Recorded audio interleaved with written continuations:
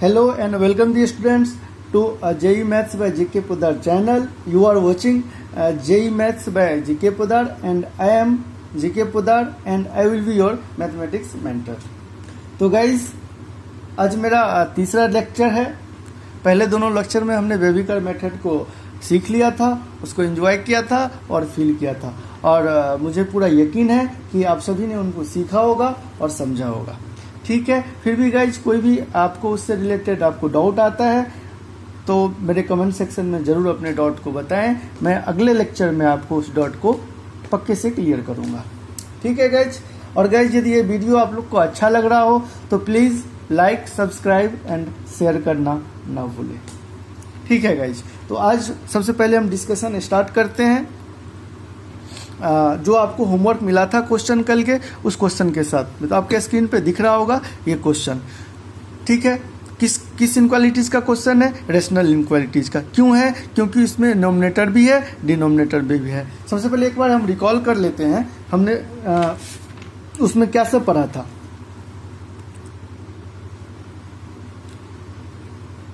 वेविकर method के अंदर तो सबसे पहला चीज हमने पढ़ा था लीनियर इनक्वालिटीज को कैसे सॉल्व करते हैं, दूसरा चीज हमने पढ़ा था पॉलिनोमियल इनक्वालिटीज को कैसे सॉल्व करते हैं, और तीसरा चीज हमने पढ़ा था रेशनल इनक्वालिटीज को कैसे सॉल्व करते हैं। उसके बाद मैंने कुछ कॉन्सेप्ट का रूल बनाया था कि मेरा स्टेप क्या क्या होगा वेविकर मेथड को सॉल्व करने का, मतलब इनक्वालिटीज को सॉल्व करने का।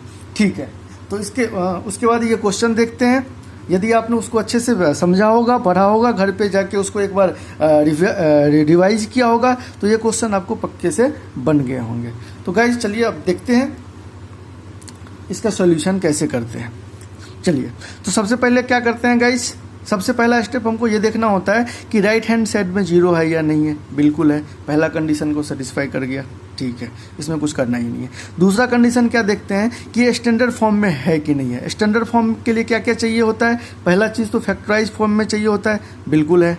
दूसरा चीज़ क्या चाहिए होता है? दूसरा चीज़ ये होता है कि वेरिएबल का जो कोफिशिएंट होना चाहिए वो पॉजिटिव होना चाहिए। देखिए यहाँ भी पॉजिटिव है, यहाँ भी है, यहाँ भी है, यहाँ भी है, यहाँ भी है, यहाँ भी है, मतलब ये दोनों कंडीशन, मतलब ये ऑलरेडी मुझे स्टैंडर्ड फॉर्म में गिवन है। तो मुझे जब ऑलरेडी स्टैंडर्ड फॉर्म में गिवन होता है तो मुझे क्या करना होता है? सबसे पहले क्रिटिकल पॉइंट मार्क करना होता है।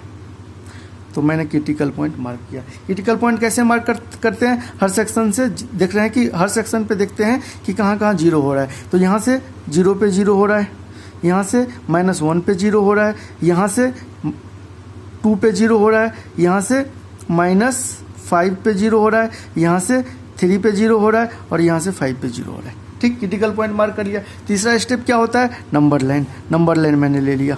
नंबर लाइन पे क्या करते हैं? क्रिटिकल पॉइंट को प्लॉट करते हैं, कर लेते हैं। -5 हो गया, -1 हो गया, 0 हो गया, 2 हो गया, 3 हो गया और 5 हो गया। ठीक है गाइज, उसके बाद हम क्या करते हैं? साइन कन्वेंशन करते हैं। साइन कन्वेंशन से पहले हम क्या करते हैं? देखते हैं कि क्रिटिकल पॉइंट में मुझे कौन कंसीडर करना है, कौन नहीं करना है। अच्छा, मुझे 0 चाहिए क्या? हाँ, 0। देखिए, जो भी इसमें आपको गेम है ना, सब 0 का गेम है। आप समझ रहे हो? हर जगह हम आपको 0 ही बोलते हैं, मतलब 0 से बड़ा पॉजिटिव, 0 से छोटा नेगेटिव। हर जगह पॉजिटिव नेगेटिव का गेम है। तो आपको इस 0 को हमेशा दिमाग में डाल लेना है। ठीक है, कि भाई 0 ही अपना सारा काम करने वाला है। ठीक है गाइज, देखते हैं। तो 0 के इक्वल भी वैल्यू चाहिए, मतलब 0 भी मुझे चाहिए। तो देखते हैं 0 कहाँ कहाँ हो रहा है। एक तो हर क्रिटिकल पॉइंट पे 0 होगा, लेकिन रेशनल के लिए मुझे नीचे में 0 नहीं चाहिए। तो नीचे में कहाँ कहाँ 0 हो जाएगा? एक तो हो जाएगा -5 पे 0 हो जाएगा, मतलब ये मुझे नहीं चाहिए। 5 पे भी 0 हो जाएगा, मतलब ये भी नहीं चाहिए। -5 पे भी 0 हो जाएगा, ये भी नहीं चाहिए। 3 पे भी 0 हो जाएगा, ये भी नहीं चाहिए। मतलब बाद बाकी और 0 हो जाएगा तो चलेगा, क्योंकि ये ऊपर वाला 0 है। तो ऊपर वाला 0 अपने को चलेगा, क्योंकि ऊपर में 0 रहता है और नीचे में, यहाँ पे मैं फिर से आपको बता देता हूँ, ऊपर में 0, नीचे में कोई भी नंबर XYZ कुछ भी है, कोई भी नंबर है तो हमेशा आपको क्या मिलता है? 0 मिलता है। और ऊपर में यदि कोई भी नंबर है, XYZ कुछ भी नंबर है, ठीक है, नीचे में यदि 0 है तो ये अनडिफाइंड मिलता है। ठीक है, तो अपने को 0 चाहिए, अनडिफाइंड नहीं चाहिए। ठीक है, क्योंकि रेशनल बोलता ही है कि पी बाई क्यू के फॉर्म पे रहे, क्यू जीरो नहीं होना चाहिए, ठीक है, इसलिए हमको क्यू जीरो नहीं करना है, तो इसलिए मैंने ये पॉइंट कंसीडर नहीं किया। चलिएगा, जब साइन कन्वेंशन करते हैं, साइन कन्वेंशन कैसे करते हैं, बिना सोचे राइट हैंड साइड में प्लस डाल देते हैं। ये मैं कैसे डालता हूँ आपको बेसिक फंडे बता दिए हैं, ये ट्रिक है, क्योंकि बेसिक ट्रिक इसलिए बताया हूँ क्योंकि आपको एग्जाम हॉल में इतना टाइम नहीं रहता है कि आप हर वैल्यू को चेक करो। अदरवाइज बेसिक फंडा वही है कि आप इससे बड़ा वैल्यू लो, इस इनक्वालिटीज के अंदर डालो, चेक करो, साइन क्या मिलेगा, आपको पॉजिटिव ही मिलेगा। फिर इस दोनों के बीच का वैल्यू लो, इसमें डालो, साइन क्या मिलेगा, यहाँ पे मार्क करोगे। फिर इस दोनों के बीच का वैल्यू लो, कोई भी वैल्यू लो, जो इसके बीच में आपको जो भी मन करे वो वैल्यू आप ले सकते हो, ठीक है, लेकिन इस दोनों के बीच में होना चाहिए, ठीक है, उसमें आप डालोगे, देखोगे, तो इसमें बहुत टाइम टेकिंग है। आपको कॉन्सेप्ट क्या बताया था, कॉन्सेप्ट ये बताया था कि राइट हैंड साइड में बिना सोचे प्लस ले लेना है, ठीक, उसके बाद क्रिटिकल पॉइंट पे पहुंचना है, हर क्रिटिकल पॉइंट पे, ठीक। हम देखते हैं कि ये 5 क्रिटिकल पॉइंट कहाँ से आया है, कहाँ से आया है, 5 यहाँ से आया है। इसका पावर देखते हैं, पावर क्या है, एक ऑड नंबर है, तो ऑड नंबर होता है तो क्या होता है, ये साइन जो चल रहा है वो पलट जाता है, ठीक। उसके बाद इस क्रिटिकल ये कहाँ से मिला है, यहाँ से मिला है, इसका पावर क्या है, ऑड नंबर है, मतलब ये प्लस हो जाएगा। उसके बाद 2 कहाँ से मिला है, यहाँ से मिला है, पावर क्या है, इवन नंबर, इवन नंबर होता है तो क्या होता है, जो साइन होता है वो चल रहा होता है, ठीक, वो रिपीट करेगा। 0 कहाँ से मिला है, यहाँ से, पावर क्या है, इवन नंबर, तो जो साइन है वही हो जाएगा। -1 कहाँ से मिला है, यहाँ से, पावर क्या है, इवन नंबर, जो साइन चल रहा है वही चलेगा। 5 कहाँ से मिला है, -5 कहाँ से मिला है, यहाँ से, क्या है पावर, ऑड नंबर, 7 है ना, ऑड नंबर होता है तो जो चल के आ रहा होता है उसको पलट देते, ये मेरा साइन कन्वेंशन हो गया। आपको बिल्कुल नहीं डरना है कि 4 बार प्लस कैसे आ गया, ऐसा कुछ, ये हर में भी प्लस आ सकता है, हर का पावर यदि इवन नंबर होता तो हर में प्लस आता, क्या दिक्कत था, बस अपने को कॉन्सेप्ट से मतलब है, ठीक है। अब चलिए साइन कन्वेंशन करने के बाद हम क्या करते हैं, रिजल्ट आंसर को गेट करते हैं। कैसे गेट करते हैं, तो एक्स कहाँ से बिलोंग करेगा, देखिए अपने को 0 के बराबर वैल्यू चाहिए, तो यहाँ 0 मिल रहा है, 0 से बड़ा चाहिए मतलब पॉजिटिव चाहिए, मतलब यहाँ भी मिल रहा है, यहाँ भी मिल रहा है, यहाँ भी मिल रहा है, यहाँ भी मिल रहा है, यहाँ भी मिल रहा है, और कहाँ मिल रहा है, और कहीं नहीं मिल रहा है, ठीक, पॉजिटिव में। तो देखिए एक चीज़ गाइज देखिए कि -5 यहाँ से लेके यहाँ तक में एक कॉमन सेंस की बात है कि लगातार आपको प्लस ही मिल रहा है, मतलब यहाँ -5 से लेके किसके इंटरवल में, 3 तक के इंटरवल में लगातार आपको क्या मिल रहा है, पॉजिटिव मिल रहा है। अब इसके बीच में कोई भी वैल्यू लोगे तो लगातार पॉजिटिव मिलेगा। इसका मतलब बार बार यूनियन करने से अच्छा है, बार बार यूनियन करोगे तो आप रिपीट भी कर जाएगा। जैसे आप इस बीच में मान ली ये इंटरवल आपने किया, ठीक, या ये इंटरवल किया, ये इंटरवल करोगे तो क्या करोगे, -5 से लेके -1 तक, -5 को तो अपने को लेना नहीं है तो वहाँ पे लगा देंगे ओपन, लेकिन यहाँ पे 1 क्लोज पे, फिर दूसरा में जाओगे तो -1 से 0 तो क्या होगा, -1 रिपीट कर जाएगा। फिर उसके बाद में जाओगे तो क्या होगा, 0 से 2 तो क्या होगा, यहाँ पे भी -1 से 0 किए, फिर 0 से 2 किए, मतलब फिर 0 रिपीट कर गया। फिर इसके में जाओगे तो यहाँ से 0 से 2 आप ऑलरेडी लिख चुके हो, यहाँ से जाए मतलब 2 पीछे भी कंसिडर हो गया है, आगे करोगे तो फिर कंसिडर करना पड़ेगा, मतलब एक चीज़ बार बार रिपीट कंसिडर करना पड़ेगा। तो ऐसा नहीं करके हम डायरेक्ट लिख देते हैं कि यहाँ से यहाँ तक मुझे ले लेना है, ठीक, क्योंकि इस दोनों के इस बीच में जितना भी वैल्यू मिल रहा है सब मुझे प्लस ही मिल रहा है, और मुझे प्लस चाहिए भी, बात समझ रहे हो, मुझे प्लस चाहिए भी। तो मैं सीधे डायरेक्ट लिख देता हूँ मैं कि मुझे जो x बिलोंग्स करेगा -5 से लेके 3 तक तो करेगा। अच्छा -5 चाहिए क्या, -5 नहीं चाहिए, मतलब यहाँ पे लगा देंगे ओपन इंटरवल। अच्छा 3 चाहिए क्या, नहीं चाहिए, मतलब यहाँ पे लगा देंगे ओपन इंटरवल। अब देखिए इस बीच में कौन कौन सा नंबर मिलेगा, इस बीच में आपको -1 भी मिल जाएगा जो चाहिए, तो बीच वाला नंबर तो कोई बात नहीं, वो चाहिए तो उसके अंदर इन्वॉल्व है, केवल इस इंटरवल के अंदर -5 से 3 के बीच में जितना नंबर है सब इन्वॉल्व है, बस -5 और 3 इन्वॉल्व नहीं है। वही चीज़ यहाँ पे भी होगा, इसके बीच में सारा आप देख लोगे कि सारा नंबर आपको मिल जाएगा, बस अपने को -5 और 3 नहीं चाहिए था इसलिए हम ओपन कर दिया। अच्छा ये भी चाहिए, मतलब यूनियन कराना है तो यूनियन करा दिए। तो यहाँ पे क्या होगा, 5 से बड़ा वाला, मतलब 5 से लेके इन्फिनिटी तक। 5 चाहिए क्या, नहीं चाहिए, तो ओपन। अच्छा ये चाहिए क्या, नहीं चाहिए, सॉरी इन्फिनिटी के पास हमेशा ओपन इंटरवल ही यूज करते हैं। तो गाइज ये मेरा आंसर था। अच्छा गाइज एक चीज़ आप लोग के दिमाग में हमेशा आता होगा कि सर ये x बिलोंग्स टू ये क्या लिख देते हैं आप, मतलब ये है क्या, ये जो मैं हमेशा हर आंसर में जो ऐसे लिखता हूँ ये क्या है। तो गाइज ये इस इनक्वालिटीज़ का सॉल्यूशन है। मैं आपको पहले बताया था कि जब आप लीनियर इक्वेशन को सॉल्व करते हो तो आपको कोई एक सॉल्यूशन मिलता है। किसका सॉल्यूशन, वेरिएबल का, एक्स का सॉल्यूशन, ठीक, जैसे वैसे ही आप क्वाड्रेटिक को सॉल्व करते हो तो आपको 2 सोल्यूशन मिलता है, वैसे आप क्यूबिक को सॉल्व करोगे तो आपको 3 सोल्यूशन मिलेगा। जिसका डिग्री 4 रहेगा उसको आप सॉल्व करोगे तो आपको सोल्यूशन 4 मिलेगा। मतलब जितना डिग्री बढ़ता जाएगा उतना आपको सोल्यूशन मिलता जाएगा। लेकिन इनक्वालिटीज में क्या होता है कि नंबर ऑफ सोल्यूशन में नहीं हो सकता है, वो उसके कंडीशन पे डिपेंड करेगा कि इसका कंडीशन क्या है। ठीक, तो यहाँ पे ये जो हम लिखते हैं ये इसका सोल्यूशन होता है। इसका मतलब ये होता है कि इसके बीच का यदि हम कोई भी वैल्यू लेंगे, इसके बीच का यदि हम कोई भी वैल्यू लें तभी इस कंडीशन को सेटिस्फाई करेगा, अदरवाइज नहीं करेगा। आप करके चेक कर लो, आप घर पे करके इसको चेक कर सकते हो। इसके बाहर कोई भी वैल्यू आप ले लो, इस जो भी इंटरवल आपको गिवन है इस इंटरवल से बाहर का कोई वैल्यू ले लो जो इस इंटरवल के अंतर्गत नहीं आता हो और उसके बाद चेक करो तो आपको इस कंडीशन को सेटिस्फाइड नहीं करते हुए नहीं मिलेगा, आपको नेगेटिव मिल जाएगा। लेकिन अपने को नेगेटिव चाहिए नहीं। ठीक है, तो ये इसका सॉल्यूशन है, तो इसमें बिल्कुल कंफ्यूज नहीं होना है। तो यही मेरा था पहला क्वेश्चन का आंसर। दूसरा क्वेश्चन देखते हैं। दूसरा क्वेश्चन क्या था गाइस, बहुत इंपॉर्टेंट क्वेश्चन है दूसरा क्वेश्चन था x square minus 6x plus 3 into x square minus 6x minus 2 less than equals to 50। ये मेरा दूसरा क्वेश्चन था। अब ये क्वेश्चन बहुत बच्चे को नहीं बना होगा। ठीक, बहुत बच्चे यदि अच्छे से उसको अंडरस्टैंडिंग किसी चीज़ को मतलब कॉमन सेंस का अंडरस्टैंडिंग होगा तो बन गया होगा। देखिएगा इस जब आप इसको ये दोनों आपस में तो फैक्टर में है, कोई इशू नहीं है। लेकिन क्रिटिकल पॉइंट मार्क करने के लिए मुझे यदि यहाँ से करना होगा तो मुझे पता ही नहीं चल रहा है, तो मुझे ये जो क्वाड्रेटिक एक्सप्रेशन है और ये जो दोनों क्वाड्रेटिक है, इस दोनों को मुझे क्या करना पड़ेगा, फैक्टर करना पड़ेगा। गाइस जब आप फैक्टर करने के लिए जाओगे तो आप देखोगे कि ये फैक्टर तो हो ही नहीं रहा है।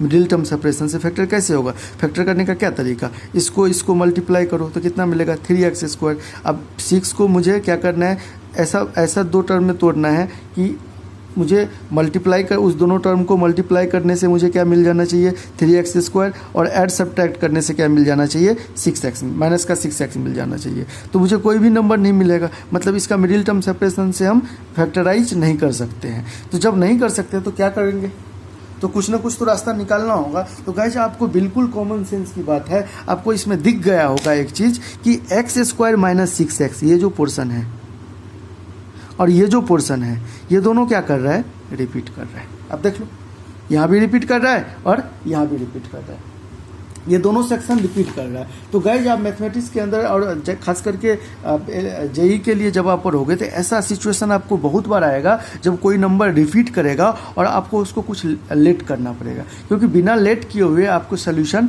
नहीं मिलने जा रहा है। तो आपको बिल्कुल से लेट करना पड़ेगा। तो हमको क्या करना है, इसको सोल्यूशन करने के लिए हम इसको लेट करेंगे, किसको, एक्स स्क्वायर माइनस 6x को 1 मिनट के लिए मैंने लेट कर लिया कि ये टी के इक्वल है। ठीक, let x square minus 6x equals to t. अब मैं क्या किया, अब मैं इसको क्या किया, यहाँ पे एक्स स्क्वायर माइनस 6x की वैल्यू रख दिया t plus 3 into t minus 2 less than equals to 50। अब देखिएगा इस, अब मैं टी रखा, मैं कोई वेरिएबल रखा हूँ। आपका मन करे आप कोई भी वेरिएबल रख सकते हो, आपका मन करे यू रख लो, भी रख लो, एक्स रख लो। एक्स था ही इसलिए मैंने यूज नहीं किया, वाई रख लो, कुछ भी रख लो। ये वेरिएबल है, ये तो अपने मन में एज्यूम करोगे, जो मन करेगा वो रखो। ठीक, ये मैंने रख लिया। चलिए अब देखते हैं कि ये तो फैक्टर है, लेकिन राइट हैंड साइड में जो है, इनक्वालिटी के राइट हैंड साइड में अभी जीरो नहीं है, तो मतलब स्टैंडर्ड फॉर्म पे नहीं है। स्टैंडर्ड फॉर्म पे नहीं है तो इसको जीरो करना होगा। तो इस 50 को मुझे राइट हैंड साइड में ले जाना होगा। जैसे हम इसको राइट हैंड साइड में ले जाएंगे तो ये क्या हो जाएगा, यहाँ पे आकर -50 होगा। जैसे मैं करके दिखा देता हूँ आपको, जैसे इसको ले जाएंगे तो -50 हो जाएगा। जैसे ही -50 होगा तो फिर ये तो फैक्टर फॉर्म पे रहेगा ही नहीं, क्योंकि फैक्टर फॉर्म पे क्या होता है, सारा चीज़ मल्टीप्लाई के साथ सेपरेट रहता है। जैसे ही ये माइनस में आएगा तो माइनस प्लस तो फैक्टर में चलता ही नहीं है, बात समझ रहे हो।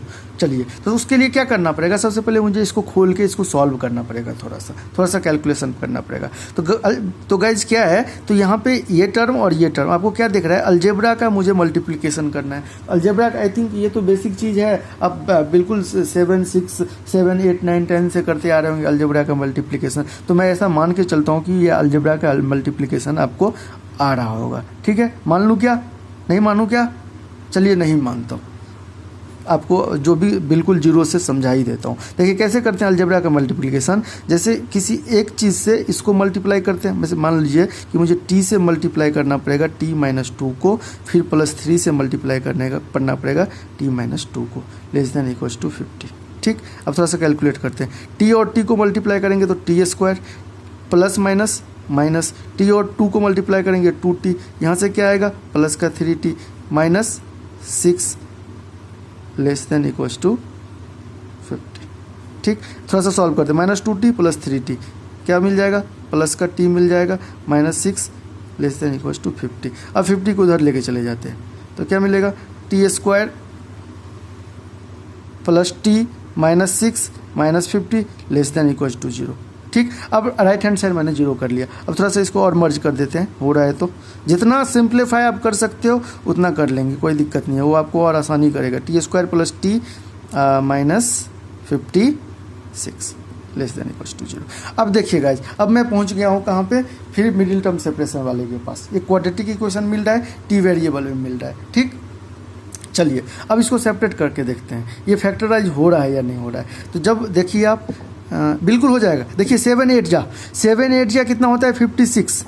मैं आपको बताता हूँ, 8² प्लस का 8x माइनस का 7x माइनस का 56। अब देखो इस दोनों टर्म को मल्टीप्लाई करना होता है, तो जब आप मल्टीप्लाई करोगे तो प्लस का 8x माइनस का 7, 8 7 जा 56x into x² plus minus 56x² आपको मिल जाएगा। और जब आप इसको मल्टीप्लाई कर रहे हो तो यहाँ से भी -56x² मिल रहा है, मतलब पहला कंडीशन को सेटिस्फाई कर दिया ये दोनों टर्म। अच्छा, दूसरा t को कर रहा है क्या, बिल्कुल कर रहा है। देखिए आप 8x में से 7x गए, t था ना, x लिखने का आदत हो गया, 8t में से 7t गया तो कितना मिला है 1t, ये भी कंडीशन को सेटिस्फाई कर दिया, मतलब दोनों कंडीशन को ये सेटिस्फाई कर दिया, मतलब ये फैक्टर हो गया।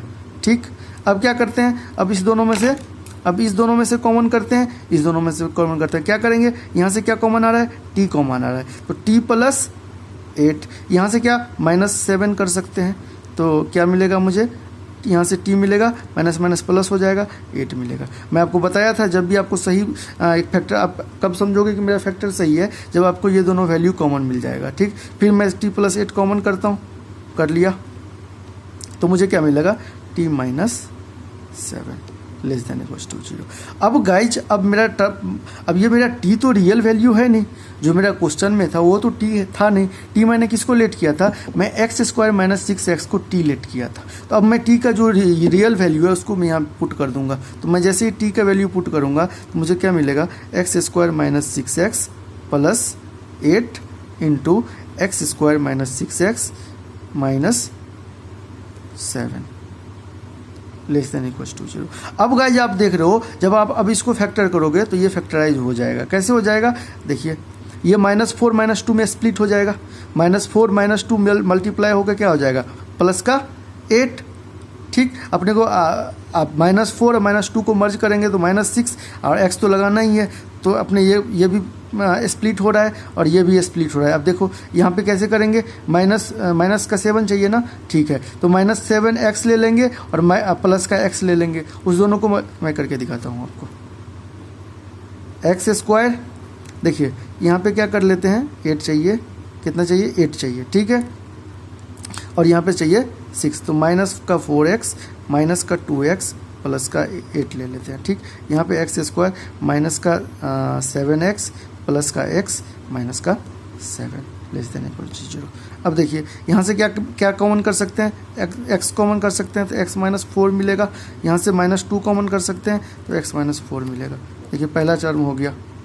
ठीक, दूसरा में देखिए, दूसरा में क्या मिल रहा है, यहाँ से x कॉमन करेंगे तो मुझे क्या मिलेगा, x - 7 मिलेगा, प्लस 1 कॉमन करेंगे तो x - 7 मिलेगा।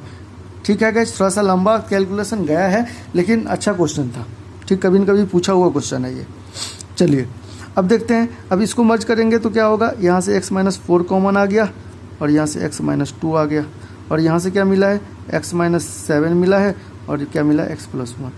अब गाइज हम देख रहे हैं कि ये बिल्कुल स्टैंडर्ड फॉर्म में आ गया है, राइट हैंड साइड पे 0 है, बिल्कुल फैक्टर फॉर्म पे है। अब तो आप आसानी से कर सकते हो, इसके आगे करने का मुझे ज़रूरत अब है ही नहीं। आप करके देखना, आपको आंसर मिल जाएगा। यदि नहीं मिलेगा तो मुझे कमेंट सेक्शन में बता देना, मैं आपको सॉल्व कर दूंगा इसके आगे। इसके आगे तो कुछ ही है ही नहीं। आप क्रिटिकल पॉइंट आप मार्क करो, नंबर लाइन पे प्लॉट करो, नंबर लाइन पे प्लॉट करने के बाद साइन कन्वेंशन करो, आंसर लिखो। कुछ तो खुद से भी करो, सारा काम मैं थोड़ी नहीं कर दूंगा यार है ना।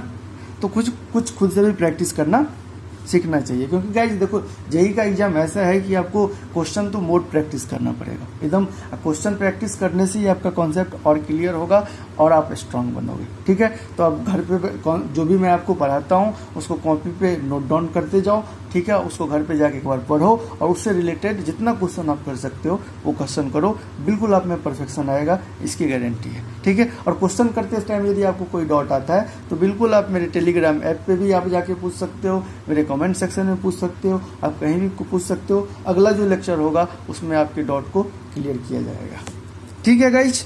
चलिए, तो ये कल का था। अच्छा, इसके वेविकर मेथड में कुछ एक दो इम्पोर्टेंट पॉइंट है, वो मैं आपको बता देता हूँ जो आपको याद रखना है, और काफ़ी इम्पोर्टेंट पॉइंट है और बिल्कुल वही है जो आपने कॉन्सेप्ट में सीखा है, कुछ नया है नहीं। तो फिर भी नोट डाउन के लिए एक मैं आपको बता देता हूँ कुछ सम इम्पोर्टेंट पॉइंट, फिर मैं वेविकर मेथड को एंड कर दूंगा, फिर मैं अब फंक्शन स्टार्ट करूंगा। सम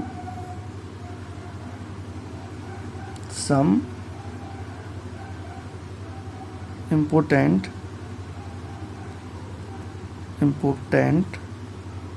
point to remember.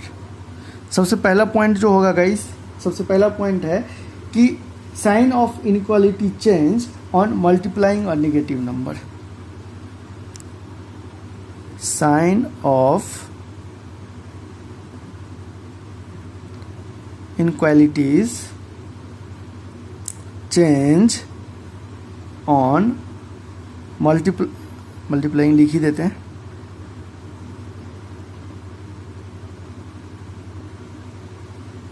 Multiplying a negative number, ठीक। मतलब ये बताया ही था मैं आपको बताया ही था, किसी भी नेगेटिव नंबर से यदि हम मल्टीप्लाई करते हैं तो इनक्वालिटीज का साइन चेंज कर जाता है। मतलब यदि ग्रेटर देन होता है तो लेस देन हो जाता है, यदि लेस देन होता है तो ग्रेटर देन हो जाता है। वैसे में इक्वल के साथ भी होगा, मतलब नेगेटिव नंबर से मल्टीप्लाई करने पे इनक्वालिटीज का साइन चेंज कर जाता है, ये आपको याद रखना है। दूसरा बात मैं बताया था, आपको याद होना चाहिए, never cross multiply a variable, ये भी मैं आपको बताया था। Never cross multiply a variable को क्यों नहीं मल्टीप्लाई करना होता है? क्योंकि मुझे पता है कि इनक्वालिटीज के अंदर, देखिए इक्वेशन के अंदर हम क्या करते थे, क्रॉस मल्टीप्लिकेशन कर लेते थे, कोई फर्क नहीं पड़ता था। लेकिन इनक्वालिटीज के अंदर क्या होता है कि यदि इनक्वालिटीज के अंदर ये होता है कि तो इनक्वालिटीज का साइन चेंज कर जाता है, ठीक। यदि मैं पॉजिटिव नंबर से करते हैं तो वही रहता है, ठीक। अब कोई वेरिएबल है, अब उस वेरिएबल के बारे में मुझे पता ही तो नहीं है कि ये वेरिएबल प्लस है या माइनस है। यदि उस वेरिएबल के बारे में मुझे कंफर्म पता हो जाए कि ये माइनस है तो मैं आराम से मैं मल्टीप्लाई करूंगा और इनक्वालिटी का साइन चेंज कर दूंगा। यदि मुझे ये पता चल जाए कि ये वेरिएबल प्लस है तो मैं आराम से करूंगा और उसको इनक्वालिटी का प्लस से मल्टीप्लाई करने के बाद इनक्वालिटी का साइन चेंज करता ही नहीं है। मतलब मुझे कहने का मतलब ये हुआ कि वेरिएबल के बारे में मुझे कंफर्म पता हो जाए कि ये प्लस या माइनस है, तब उस केस में हम क्रॉस मल्टीप्लिकेशन कर सकते हैं। अदरवाइज इनक्वालिटीज के अंदर कभी भी वेरिएबल के साथ हम क्रॉस मल्टीप्लिकेशन नहीं करेंगे, जैसे हम इक्वेशन के अंदर करते थे, ठीक है। तो तीसरा पॉइंट वही मेरा रहने वाला है। तीसरा पॉइंट क्या रहने वाला है, we may be cross multiply variable quantity if and only if we know its sign. तो वही चीज़ मैं आपको बताया। तो ये बहुत इंपॉर्टेंट 3 पॉइंट था जिसको मैं आपको कॉन्सेप्ट में बता ही दिया था। यहाँ पे नोट डाउन करने के लिए, आप याद रखने के लिए नोट डाउन कर सकते हो। ठीक है गाइज, तो यहाँ पे जो है सो वेविकर मेथड को इंड करते हैं और किसके तरफ बढ़ते हैं, फंक्शन की तरफ बढ़ते हैं, जो कि अपना आज का टारगेट था। ठीक है गाइज, तो सबसे पहले स्टार्ट करते हैं, आपको हेडिंग डाल देते हैं फंक्शन। चलिए, ये हो गया फंक्शन। ये मैं थोड़ा सा पहले से नोट डाउन करके रखा हूँ टाइम को कंज्यूम करने के लिए, और ये थोड़ा सा शेड्यूल था इसलिए मैं आपको ये पहले से नोट डाउन करके रख दिया हूँ। ठीक, तो गाइस सबसे पहले फंक्शन आपको पता होना चाहिए, बहुत ही इम्पोर्टेंट लेक्चर है ये फंक्शन। यहाँ से मेनली मतलब बेसिक है और इम्पोर्टेंट है, दोनों बेसिक। इससे पहले भी मैंने बेसिक पढ़ा था और वेविकर मेथड को, और इसको एंजॉय किया था। और फिर से मैं फंक्शन एक बहुत ही इम्पोर्टेंट टॉपिक्स है, एक सेगमेंट है मैथमेटिक्स के अंदर, खास करके कैलकुलस का एक बहुत अच्छा पार्ट है। जब मतलब बिना फंक्शन से आप कैलकुलस में कॉन्फिडेंस नहीं ला सकते हो। ठीक है, तो फंक्शन आपको सीखना ही पड़ेगा। और सबसे बड़ी बात ये होती है गाइज कि मतलब मेरा जो अपना एक्सपीरियंस है कि मतलब बहुत सारे ऐसे बच्चे हैं जिनको मतलब बस वो फंक्शन देखे, हाँ ठीक है फंक्शन है, इसमें डोमेन निकालते हैं, रेंज निकालते हैं, बस हो गया। उसको उनके बारे में एग्जैक्टली पता ही नहीं होता है, और वही चीज़ होता है कि उनका कन्फ्यूजन का सबसे बड़ा जरिया होता है, और वो हर जगह गलती करते चले जाते हैं। क्योंकि फंक्शन में इतना इंपॉर्टेंट चीज़ पढ़ने हम जा रहे हैं कि IIT JEE का एक भी क्वेश्चन, मैक्सिमम क्वेश्चन में यही चीज़ इन्वॉल्व होता है, और वो क्वेश्चन को टफ कर देता है, और बच्चा यहाँ पे पढ़ता नहीं है सही से, और वो वहाँ जाके क्वेश्चन देखिए। अब IIT JEE का क्या होता है, जैसे आपको मान लीजिए क्वाड्रेटिक का पार्ट है, या मान लीजिए कि सीक्वेंस एंड सीरीज का पार्ट है, या मान लीजिए बाइनोमियल थ्योरम का पार्ट है, या मान लीजिए इंटीग्रेशन का पार्ट है। तो वहाँ पे जो कॉन्सेप्ट यूज होता है तो वो तो लेता ही है वो कॉन्सेप्ट को, साथ में वो क्या करता है क्वेश्चन के अंदर जो फंक्शन का जो डिफरेंट इंपॉर्टेंट फंक्शन है वो आपको इंक्लूड कर देता है। जैसे आपको मॉडुलस फंक्शन इंक्लूड कर देगा, लॉगरिथम फंक्शन इंक्लूड कर देगा, सिग्नम फंक्शन इंक्लूड कर देगा, ग्रेटेस्ट इंटीजर फंक्शन इंक्लूड कर देगा। किसके अंदर, क्वेश्चन के अंदर। अब जो बच्चा फंक्शन पढ़ के सही से नहीं जाता है वो वहाँ पे जाके कंफ्यूज हो जाता है। तो सबसे बड़ा मतलब प्रॉब्लम बच्चे का ये है कि IIT का क्वेश्चन को क्लिक नहीं कर पाना, उसका मेन जरिया है कि वो सही से फंक्शन पढ़ के नहीं जाता है। यदि आप फंक्शन पढ़ के अच्छे से जाओगे, फंक्शन बहुत ही बेसिक है, बहुत ही इंपॉर्टेंट है। और इसका इंपॉर्टेंस कितना है, जब आप लगभग 50% मैथ्स पढ़ लोगे, खास करके कैलकुलस को, तब आपको पता चल जाएगा कि फंक्शन मुझे कितना नेसेसरी है अच्छे से पढ़ना। इसलिए गाइस हम फंक्शन को बिल्कुल भी इग्नोर करके नहीं चल सकते हैं, एकदम केयरफुली और बार बार इसको रिवीजन करते रहना है। और इस पर जितना क्वेश्चन आप कर सकते हैं, क्वेश्चन करने से आपको और भी कॉन्सेप्ट की क्लियरिटी आएगी। ठीक है, और आपके कॉन्फिडेंस लेवल को भी बढ़ाएगा। तो सबसे पहले फंक्शन में हम ये देखते हैं कि शेड्यूल मेरा क्या रहने वाला है, मतलब फंक्शन के अंदर हम पढ़ने क्या जा रहे हैं। बहुत ही इंपॉर्टेंट टॉपिक्स ऑफ फंक्शन के अंदर पढ़ने जा रहे हैं, जो कि आप देख के ही लगा सकते हो कि कितना इंपॉर्टेंट होगा। शेड्यूल ये होगा कि सबसे पहले फंक्शन में हम डोमेन रेंज ग्राफ को पढ़ना है। सबसे पहला काम ये करना है कि डोमेन रेंज एंड ग्राफ को पढ़ना है। ठीक, उसके बाद सम इम्पोर्टेंट फंक्शन को पढ़ना है कि कौन कौन से फंक्शन को, जैसे मॉडुलस फंक्शन को पढ़ना है, बहुत ही इंपॉर्टेंट है, अपने आप में एकदम बारीकी से पढ़ेंगे, डिटेल में पढ़ेंगे, और बहुत सारे क्वेश्चन भी करेंगे इस पर। उसके बाद लॉगरिथम फंक्शन को पढ़ना है, बिल्कुल डिटेल में जाके पढ़ेंगे एकदम। मतलब बहुत सारे बच्चे को ऐसा होता है कि फंक्शन के प्रति उसको क्लियरिटी नहीं आती है, और वो सस्पेंस में रहता है, बस हवा में रहता है कि यार ये बस उसको पता रहता है कि डोमेन है, रेंज है, अब उसके बारे में 100% पता ही नहीं रहता है। मैं आपको पक्के से गारंटी दिलाता हूँ गाइज, यदि आप पूरे लेक्चर को सीक्वेंस से एक बार सीक्वेंस से यदि आप देखते हो और रेगुलर देखते हो, तो एक दिन जब फंक्शन इंड होगा तो आप फंक्शन के साथ प्ले करोगे। इसकी गारंटी मैं अभी दे रहा हूँ। फंक्शन के साथ आप प्ले करोगे, या किसी भी टॉपिक्स के साथ जिसके साथ आप मेरे साथ स्टडी कर रहे हो, उस पर लगातार मेहनत कर रहे हो, और आप लगातार मूल क्वेश्चन प्रैक्टिस कर रहे हो, तो आप जितने भी टॉपिक आप पढ़ोगे आप उसके साथ प्ले करोगे, इसकी गारंटी मैं देता हूँ। ठीक है, उसके बाद सिग्नम फंक्शन को पढ़ना है, उसके बाद ग्रेटेस्ट इंटीजर फंक्शन को पढ़ना है, उसके बाद फ्रैक्शनल पार्ट फंक्शन को पढ़ना है। तो फंक्शन के अंदर मैं इतना टॉपिक कवर करने जा रहा हूँ। क्या सब कवर करने जा रहा हूँ? डोमेन, रेंज एंड ग्राफ, दूसरा चीज सम इम्पोर्टेंट फंक्शन पढ़ना है, मॉडुलस फंक्शन बहुत ही इंपॉर्टेंट, लॉगरिथम फंक्शन बहुत ही इंपॉर्टेंट, सिग्नम फंक्शन बहुत ही important, greatest integer function. IT का जो नज़र होता है सबसे ज़्यादा आईटी जो है सो मॉडुलस, लॉगरिथम और ग्रेटेस्ट इंटीजर फंक्शन, मतलब हमेशा कहीं ना कहीं ये इन्वॉल्व कर देगा, हर क्वेश्चन में इन्वॉल्व कर देगा। अब जब भी आप देखोगे आपको पता चल जाएगा कि ये कितना मेरे लिए इंपॉर्टेंट था। इसलिए अभी से मैं आपको सजेस्ट कर रहा हूँ कि इस पार्ट को जब आप स्ट्रॉन्ग कर लोगे तो आप कैलकुलस के अंदर खेलोगे, ऐसे दौड़ोगे, कोई दिक्कत नहीं होगा आपको, इसी गारंटी मैं आपको देता हूँ। ठीक है गाइज, तो ये चीज़ अपने को फंक्शन के अंदर पढ़ना है। अब देखते हैं फंक्शन को कि फंक्शन है क्या। चलिए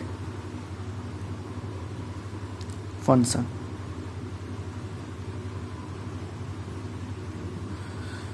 गाइस बहुत ही इंपॉर्टेंट रहने वाला है, एकदम बिल्कुल ध्यान से सुनना। यदि आप ध्यान से एकदम कॉपी पेन लेके उसको नोट करते हो प्रॉपर और ध्यान से सुनते हो तो आपको इसके साथ प्ले करोगे, मैं पहले ही बोल दिया, इसकी गारंटी है। ठीक है, मैथमेटिक्स के किसी भी टॉपिक के साथ यदि आप मेरे साथ काम कर रहे हो तो आप प्ले करोगे। चलिए फंक्शन को देखते हैं। अब फंक्शन क्या है थोड़ा सा बेसिक अंडरस्टैंडिंग इसका ले लेते हैं। ठीक है, फंक्शन है क्या। देखिए फंक्शन जो है मेनली कुछ नहीं है, आपके दिमाग में बस ये रखना है कि एक डिवाइस है, एक डिवाइस है। ठीक, मतलब या मशीन जो भी बोलो,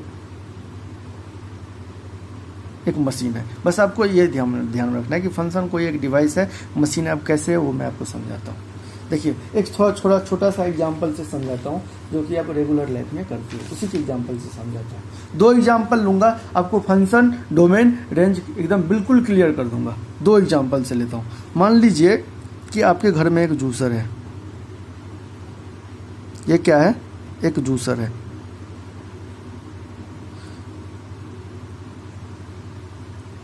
एक जूसर है, आपके घर में एक जूसर पड़ा हुआ है। ऐसे थोड़ा सा सिंबल बना देते हैं कि ताकि जूसर के जैसे लगे। ठीक है, आपके घर में एक जूसर है। ठीक, अब इस जूसर में आपने क्या किया कि थोड़ा सा बनाना लेके आया और इस जूसर के अंदर डाला। तो जब इस जूसर के अंदर आप डालोगे बनाना को इस जूसर के अंदर, तो आपको क्या मिलेगा? बनाना का जूस मिलेगा। बनाना का जूस मिलेगा। ठीक, चलिए दूसरा दिन आपने क्या किया, आप मान लीजिए तरबूज लेके आया। ये मेरा तरबूज है। ठीक, तरबूज को इसके अंदर डाला। ठीक, तरबूज का जब डाला तो मुझे क्या मिलेगा? तरबूज का जूस मिलेगा। बात समझ रहे हो? मुझे तरबूज का जूस मिलेगा। तीसरा दिन आपने क्या किया, इस जूसर के अंदर लाके मैंगो डाल दिया। तो जब मैंगो डाल दिया तो आपको क्या मिलेगा? मैंगो का जूस मिलेगा। मैंगो का जूस मिलेगा। ठीक है, मतलब मैं क्या देख रहा हूँ कि मैं ये जूसर मेरा क्या है? एक मशीन है और इसमें मैं क्या दे रहा हूँ? मैं कुछ इनपुट दे रहा हूँ। मैं कुछ इनपुट दे रहा हूँ और वो क्या दे रहा है? मुझे आउटपुट दे रहा है। और आउटपुट किसका दे रहा है? उसी का आउटपुट दे रहा है। मतलब यदि बनाना दिया तो बनाना का जूस दिया तो मुझे ऑरेंज का जूस थोड़ी नहीं दे देगा ये। यदि मैं इसके अंदर बनाना डालूंगा तो मुझे बनाना का ही जूस मिलेगा। मतलब मुझे आउटपुट जो है सो उसी का मिलेगा, जिसका जो मैं इसमें डाला हूँ इस जूसर के अंदर वही मिलेगा। मैं मैंगो डाला हूँ तो मुझे मैंगो मिलेगा। ऐसा थोड़ी नहीं कि मैं मैंगो डालूंगा तो वहाँ से जाके ऑरेंज निकल जाएगा, या मैं तरबूज डाला तो वहाँ से जाके मैंगो निकल जाएगा। ऐसा तो है नहीं। मतलब यदि तरबूज डाला हूँ तो तरबूज ही निकलेगा। अच्छा, तो ठीक है, तो मतलब इसका मतलब ये हुआ कि ये मेरा इनपुट है। और जो इनपुट होता है ना गाइज, जो इनपुट होता है ना उसी को हम बोलते हैं डोमेन। ठीक, उसी को क्या बोलते हैं? डोमेन। अच्छा, जो आउटपुट होता है ना उसको हम बोलते हैं रेंज।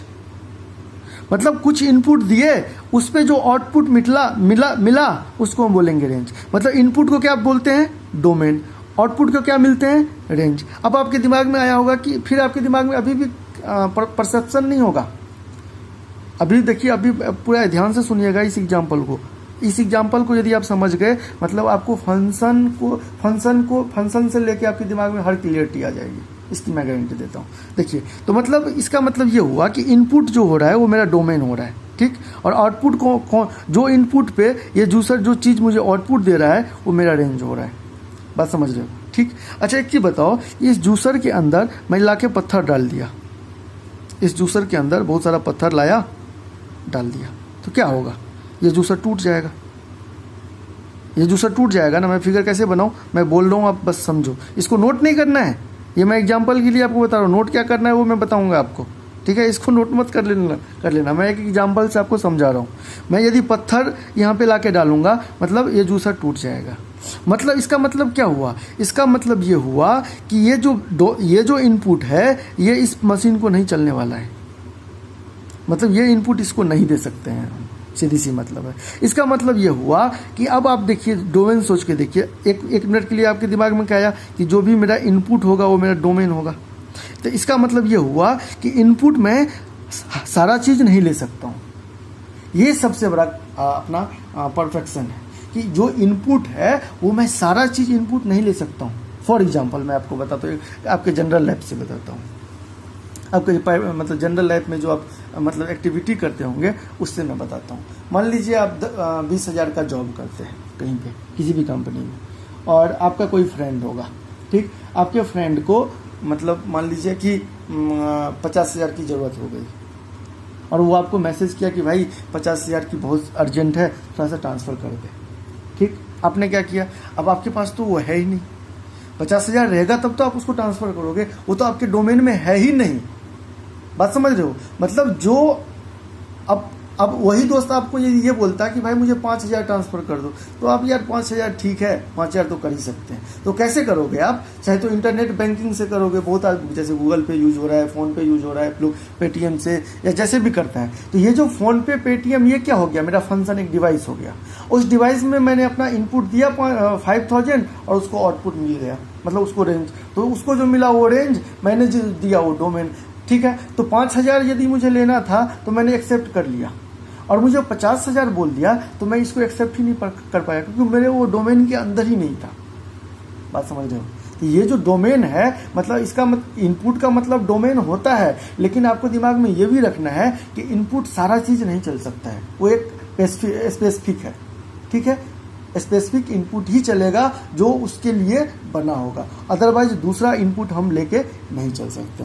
ये मेन कॉन्सेप्ट था फंक्शन का, ठीक है। ये तो मैं एक एग्जांपल से आपको समझा दिया, मतलब आपको डोमेन भी समझा दिया और आपको रेंज भी समझा दिया। डोमेन का मतलब इनपुट, इनपुट का मतलब जो चीज़ चलेगा। अब मैं एक छोटा सा एग्जांपल से आपको समझाता हूँ, मैथमेटिकली में समझाता हूँ और आपको क्लियरिटी आ जाएगी। मान लीजिए कि एक अंडर रूट है, ठीक। अंडर रूट भी क्या है? मेरा एक फंक्शन है, इसके अंदर कुछ डालते हैं, जैसे मैं अंडर रूट के अंदर 4 डालता हूँ तो मुझे क्या मिलता है? 2 मिलता है। मतलब इसके अंदर 4 इनपुट दिया तो मुझे आउटपुट क्या मिला? 4 मिला। मतलब ये मेरा 4 डोमेन हो गया, ये मेरा रेंज हो गया 2। बात सीधी सी बात है, ठीक। अब यदि इसी अंडर रूट के अंदर मैं डाल दिया -2, अब क्या होगा?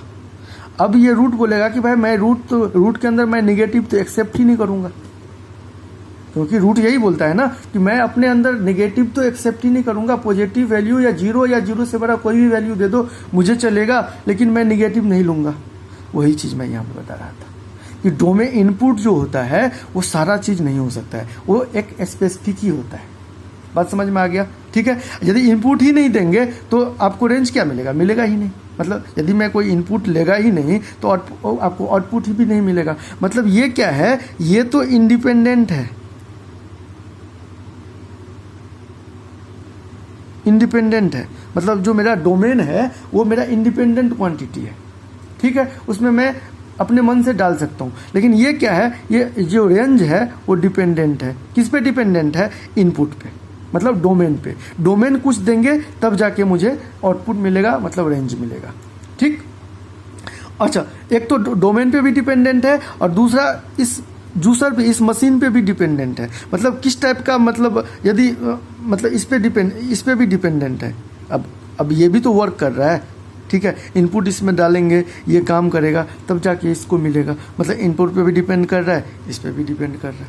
बात समझ में आ रहा है? ये डिपेंडेंट हो गया ये। अब मुझे लग रहा होगा कि आपको जो है फंक्शन से लेके क्लियरिटी आ गई होगी। सीधी सी एक लाइन में यदि समझो तो फंक्शन कोई मेरा डिवाइस है या मेरा मशीन है जिसमें हम कोई इनपुट डालते हैं तो मुझे आउटपुट मिलता है। जो इनपुट डालते हैं वो मेरा डोमेन होता है, जो आउटपुट डालते हैं वो मेरा रेंज होता है। डोमेन में हर चीज़ नहीं ले सकता हूँ। कैसे नहीं ले सकता हूँ अभी अभी मैं आपको समझा दिया, ठीक है। फिर भी इससे रिलेटेड कोई आपको डाउट आता है, बिल्कुल मेरे कमेंट सेक्शन में जाने के लिए आप फ्री हो, आपको वहाँ कोई कॉस्ट नहीं लग रहा है, आप जाके पूछ सकते हो, अपना डाउट का क्लियर कर सकते हो और आप उसको एंजॉय कर सकते हो, ठीक है। उसी प्रकार से मैं एक दूसरा एग्जाम्पल, दूसरा आपको फंक्शन देता हूँ, एक रेशनल फंक्शन लेता हूँ। रेशनल फंक्शन क्या बोलता है कि पी वाई क्यू के रूप में रहे और क्यू जो होना चाहिए वो जीरो नहीं होना चाहिए, ठीक। अब मैं यहाँ पे कुछ भी दे दिया, जीरो दे दिया मान लीजिए। अब ये रेशनल फंक्शन क्या बोलेगा कि भाई मुझे तुम कुछ भी दे दो यहाँ पे, मुझे सारा वैल्यू चलेगा, मुझे जीरो नहीं चलेगा, मुझे जीरो नहीं चलेगा, मैं जीरो नहीं एक्सेप्ट करूँगा, क्योंकि जैसे ही मैं जीरो लूँगा मैं तो अनडिफाइंड हो जाऊँगा, मैं तो एग्जिस्ट ही नहीं करूँगा, ठीक है। तो इस टाइप का इसमें इनपुट पे रिस्ट्रिक्शन रहता है। मतलब कुल मिला के ये बात होता है कि इनपुट हम सब नहीं डाल सकते हैं, कुछ रिस्ट्रिक्शन उस पर रहता है। उसी चीज़ को हम पढ़ेंगे कि कहाँ कहाँ मतलब डोमेन जो हम निकालते हैं, मैं उसी चीज़ को निकालते हैं कि क्या क्या इनपुट हम ले सकते हैं, और जब हम वो इनपुट लेते हैं तो मुझे आउटपुट क्या क्या मिलता है। ये मेन कॉन्सेप्ट होता है डोमेन का और रेंज का। और बच्चे ये समझते जाते हैं कि यार डोमेन ही रेंज तो निकालना है, निकाल देते हैं। कोई तो रूल, कोई 5 रूल बता दिया कि उसके अंदर रूल है, वो डोमेन रेंज निकालते जाते हैं, उसके अंदर वो सीखते ही नहीं है कि मतलब हकीकत में डोमेन रेंज क्या है। अब मेरे ख्याल से आप समझ गए होंगे कि हकीकत में डोमेन रेंज क्या है। चलिए अब चलते हैं थोड़ा मैथमेटिकल। ये तो मैं ऐसे ही आपको एग्जांपल के लिए समझा रहा था, अब थोड़ा मैथमेटिकल के लैंग्वेज में चलते हैं, ठीक है। चलिए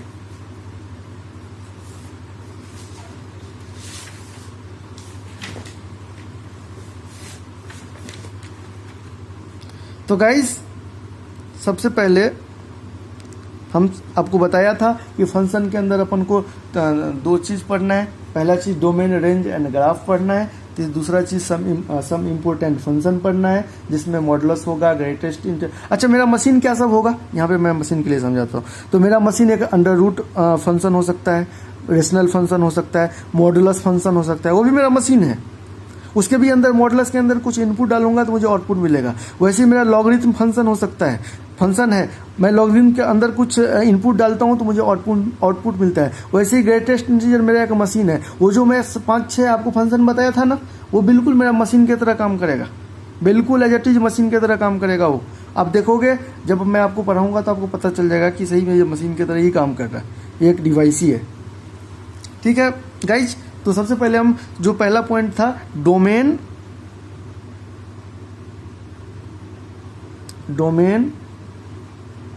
codomain and range of function. किसी भी फंक्शन का डोमेन, कोडोमेन, यहाँ पे 3 टर्मिनोलॉजी यूज हुआ है, डोमेन, कोडोमेन और रेंज। देखिए डोमेन को और रेंज के बारे में तो आप समझ गए होंगे, आप सीख गए, आपको दिमाग में क्लियरिटी आ गई होगी। लेकिन कोडोमेन जो है एक नया टर्मिनोलॉजी यहाँ पे यूज हुआ है, ठीक है। वो बहुत आसान है, मेनली तो यही काम करना होता है, कोडोमेन कुछ है ही नहीं, अभी आप 1 मिनट में समझ जाओगे, ठीक है। चलिए अच्छा, इसी चीज़ को यदि मैं ऐसे करता, मैं इसको एक सर्कल के अंदर, आप बहुत सारे बुक में देखते होगे कि 2 सर्कल दिया रहता है, यही सर्कल है। मैं यहाँ पे इनपुट का सर्कल बनाता हूँ, जैसे मैं एक एग्जांपल से आपको समझाता हूँ। मैं एक सर्कल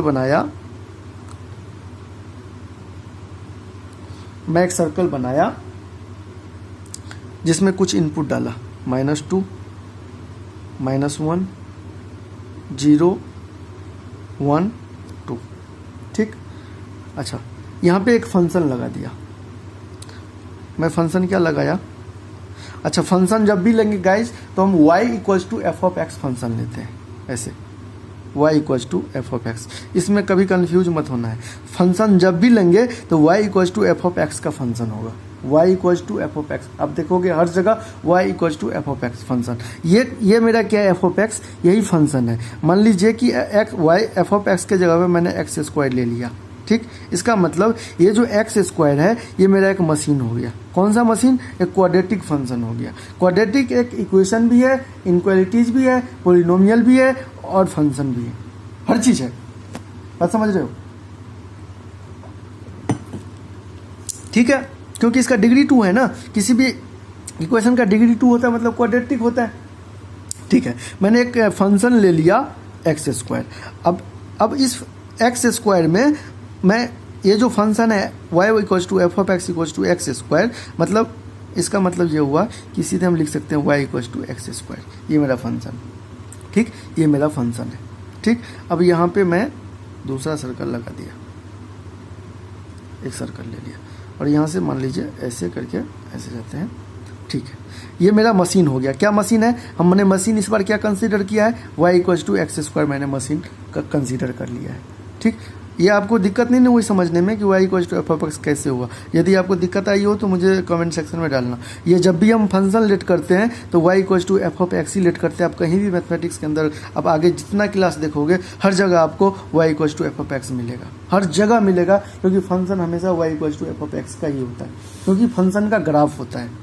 ठीक है, को डोमेन रेंज तो होता ही है और उसका ग्राफ भी होता है। और ग्राफ तभी हम बना सकते हैं जब मुझे x और y दोनों की वैल्यू पता होना चाहिए, तभी तो उसका कोऑर्डिनेट हम प्लॉट करेंगे और उसका कोऑर्डिनेट प्लॉट करके हम क्या करते हैं? ग्राफ बनाते हैं। तो इसलिए हम y equals to f of x let करते हैं। चलिए अब देखिए, ये मैं इनपुट इसमें दे दिया। ठीक, तो इनपुट दिया तो देखिए -2 यदि इनपुट दिया x के अंदर। अच्छा, मैं यहाँ पे कुछ टर्म लिख देता हूँ, 0 1 2 3 4। अब देखिए, मैं यदि -2 इनपुट दिया इसके अंदर तो ये y की वैल्यू क्या देगा? मतलब आउटपुट क्या देगा? आउटपुट। देखिए ये मेरा क्या है? ये मेरा इनपुट है, मतलब x के अंदर हम कुछ दे रहे हैं, मतलब f ऑफ x को हम कुछ दे रहे हैं, मतलब मुझे y क्या है? आउटपुट है। x की वैल्यू कुछ देंगे जब भी तो मुझे y की वैल्यू मिलेगा। बात समझ रहे होंगे आप, अंडरस्टैंड कर पा रहे होंगे। तो x की वैल्यू यदि कुछ देते हैं तो मुझे y की वैल्यू मिलता है, मतलब x क्या है? मेरा इनपुट का काम करेगा और y क्या है? मेरा आउटपुट का काम करेगा। तो ये मेरा क्या है? मान लीजिए कि हम x की वैल्यू रखे -2, तो जैसे ही -2 रखे तो ये -2 का स्क्वायर मतलब 4 का है, मतलब -2 दिए तो 4 यहाँ पे। ठीक, -1 दिए तो 1 यहाँ पे, 0 दिए तो 0 यहाँ पे। अच्छा, 1 दिए तो भी 1 आएगा। अच्छा, 2 दिए तो भी 4 आएगा। ठीक है, ठीक है गाइस, ये 2 इनपुट दिए तो भी 4 आएगा। ठीक है, मतलब अब ये दो चीज आपको दिख रहा होगा कि ये छूट गया, ये दो चीज 2 और 3। अब ये 2 3 क्या है? ये 2 3 मैं क्यों दिया था? तो गाइज ये तो मुझे इनपुट हो गया, आपको पता चल गया कि ये इनपुट है मेरा, मतलब ये मेरा डोमेन है। अच्छा, तो डोमेन का यदि मैं बात करूँ, डी से डिनोट करता हूँ स्मॉल में, तो डोमेन में क्या क्या आ गया? -2 आ गया, -1 आ गया, 0 आ गया, 1 आ गया, 2 आ गया। ठीक, अच्छा, रेंज में क्या सब आया? जब ये मैं डोमेन दिया तो मुझे रेंज क्या सब मिला? 0 मिला, 1 मिला और 4 मिला। ठीक, अच्छा, ये 2 3 क्या है? अब जो सेकेंड ऑप्शन रहेगा ना मेरा, ये मतलब मान लीजिए कि इनपुट है, ये आउटपुट का कॉलम है, तो जो आउटपुट के कॉलम में जितना भी रहेगा ना वो मेरा सारा कोडोमेन हो जाएगा, बिना सोचे सारा वो कोडोमेन हो जाएगा। इसलिए कोडोमेन बहुत आसान होता है, उसको उस पर क्वेश्चन आता नहीं है। मतलब आउटपुट के सेक्शन में, मतलब इसका मतलब क्या हुआ? ये आपको ऑल पॉसिबल, मतलब कोडोमेन का मतलब ये हुआ कि ये आपको ऑल पॉसिबल वैल्यू दे दिया, ऑल पॉसिबल वैल्यू दे दिया। मतलब यहाँ पे यदि मान लीजिए कि यहाँ पे हम ले लेते √2, यदि √2 ले लेते इनपुट में, तो उस यदि √2 यहाँ पे डालते तो जाके मुझे 2 मिलता। ठीक है, यदि मैं मान लेता हूँ √3 ले लेते, इस पे डालते तो जाके मुझे 3 मिलता। मतलब ये मतलब कोडोमेन का मतलब ये हुआ कि ये ऑल पॉसिबल मतलब आउटपुट दे देता है। उसमें से आपको ये पता करना है कि मुझे रेंज क्या है। रेंज क्या है? मतलब जो इनपुट जितना यहाँ पे दिया रहेगा उस पर क्या आउटपुट आ रहा है वही मेरा रेंज होगा। बात समझ में आ गया होगा, आई थिंक क्लियर हो गया होगा। तो ये मेरा डोमेन हो गया, ये मेरा रेंज हो गया और ये मेरा कोडोमेन हो गया। रेंज, डोमेन, कोडोमेन और रेंज के लिए आपके दिमाग में एक क्लियरिटी आ गई होगी, आप फील जरूर कर लिए होंगे। ठीक है गाइस, चलिए आगे देखते हैं। तो इसी चीज को हम गाइस बोलते हैं मैपिंग डायग्राम। क्या बोलते हैं? Mapping diagram. Mapping diagram, mapping diagram, ठीक है गाइस। अब देखते हैं आगे का कंडीशन, आगे क्या है।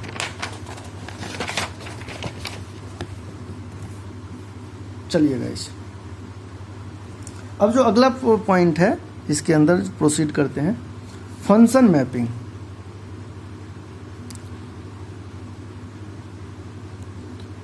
फंक्शन मैपिंग, अच्छा, मतलब इसका मतलब ये हुआ कि जो मेरा यहाँ पे जो देखे थे हम इससे पहले मैपिंग डायग्राम जो है वो फंक्शन मैपिंग की तरह कब काम करेगा, कहने का मतलब ये, मतलब कोई भी फंक्शन कब डिफाइंड होता है, कहने का मतलब ये, ठीक है। कोई भी मैपिंग डायग्राम फंक्शन की तरह कब काम करेगा ये आपको ये बोल रहा है। तो उसके लिए कंडीशन है, मतलब ये जो मैं ऐसे लिखा हूँ कि F=A=B, मतलब फंक्शन जो है वो डिफाइंड है A से B के लिए। मतलब ये मेरा क्या था? इनपुट का कॉलम था, ये मेरा क्या था? आउटपुट का कॉलम था। ये आउटपुट, ये इनपुट, मतलब ये मेरा इनपुट है, ये मेरा आउटपुट है, ठीक है। जैसे वहाँ पे दो कॉलम बनाए थे ना, तो आप ऐसा मान लो कि ए में पहला कॉलम जो था वो आपका इनपुट का मतलब ए का था, दूसरा बी का था, ये आपका फंक्शन था, ठीक है। आपको ये बोल रहा है कि F=A मतलब एग्जिस्ट करेगा, is considered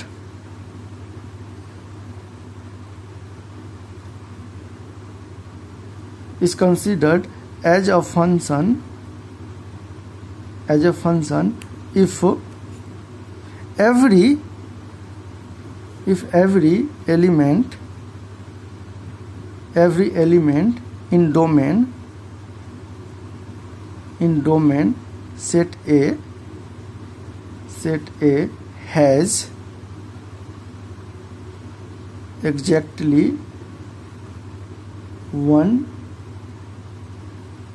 output in codomain.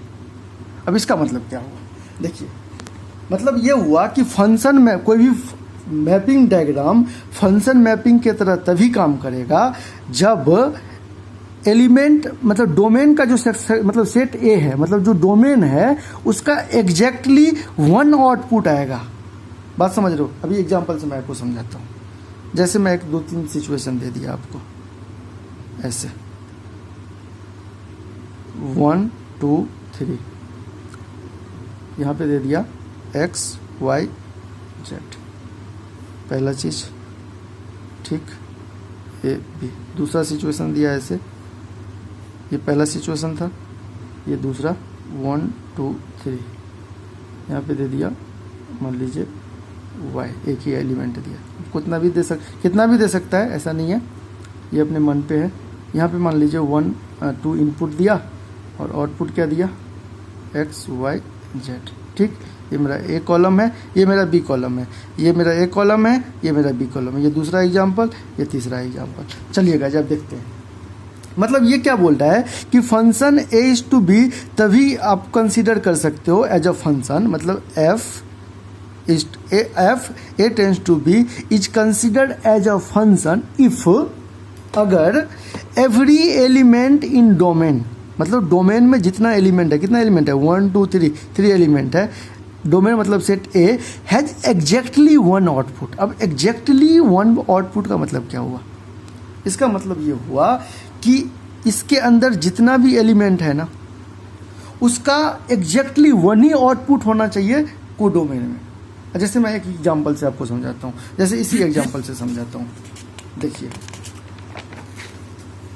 यहाँ पे था, पीछे चलते हैं थोड़ा सा, इस पे समझाता हूँ।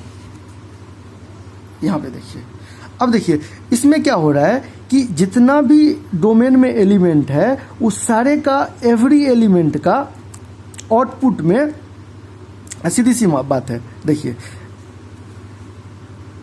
आउटपुट का एक एलिमेंट का 2 डोमेन चल सकता है, बात समझ में आ रहा है?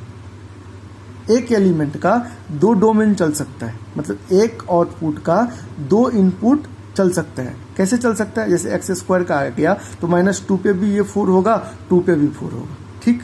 लेकिन जस्ट इसका यदि हम अपोजिट सोचते हैं, अपोजिट कैसे सोचते हैं कि जैसे मान लीजिए कि इसके अंदर यदि मैं ये डाल देता, कोई भी जैसे 2 ही लिया, 2 लिया, अब 2 लिया तो यहाँ से 2 आउटपुट थोड़ी निकल के आएगा, 2 से 2 आउटपुट तो निकल के नहीं आएगा, 2 से हमेशा 2 अलग अलग आउटपुट निकल के आएगा, क्योंकि जब भी मैं 2 डालूंगा तो हमें एक 4 ही मिलेगा, आपको एग्जैक्टली 1 ही मिलेगा ना, एक इमेज का एक ही मिलेगा, ठीक है। मतलब 2 का एक इमेज इधर मिल सकता है, मतलब 2 इनपुट का सेम आउटपुट मिल सकता है। कहने का मतलब सीधी सी है, 2 इनपुट का मतलब 2 डोमेन का एक आउटपुट मिल सकता है, सिमिलर आउटपुट, लेकिन एक आउटपुट का कोई 2 इनपुट नहीं मिल सकता है। बात समझ में आ रहा है? चलिए, तो वही चीज़ यहाँ पे लिखा हुआ है। देखिए, इसका मतलब ये हुआ कि